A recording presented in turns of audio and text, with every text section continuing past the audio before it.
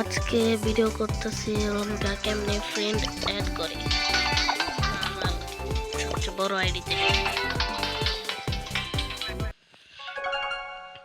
আইডির নাম হচ্ছে অনক। হ্যাঁ, আর এই ভিডিওটা আজকে সাইফের জন্য।